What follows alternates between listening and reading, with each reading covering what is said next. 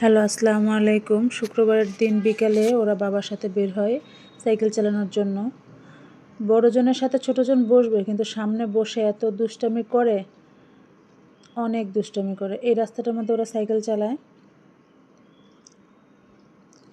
যতক্ষণ সাইকেলে থাকবে ও দুষ্টামি করতেই থাকে। সাইকেলে বসেও সে অনেক দুষ্টামি করে। হ্যালো,